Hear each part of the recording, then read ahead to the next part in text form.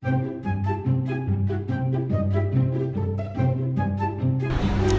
ချက်တုံတော့တိုးစရာလို့နဲ့သမင်းပဲနမကံကုန်းမလဲကြည့်ကြပါဦး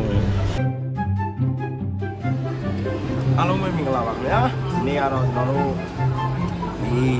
ချက်တုံတော့နဲ့တိုးစရာစုံနေတဲ့သမင်းလာစားပြရတာပဲဖြစ်ပါတယ်ခင်ဗျာဒီပရိသတ်ကြီးများအားလုံးစားကြပါညီမတို့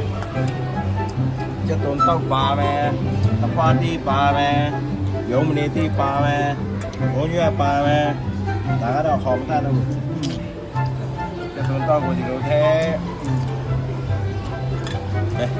ပရိသတ်ကြီးစားပါသမီးမိန်နေမလား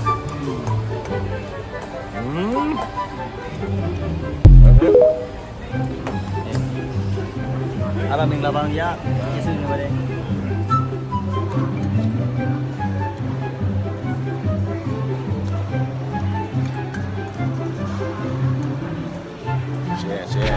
ဒီချက်တုံတော့စရာမျိုးစုံနဲ့တယောက်ကိုသမင်း3ပကံလောက်ကုန်သွားပါတယ်ခင်ဗျာအားလုံးကိုကျေးဇူးတင်ပါတယ်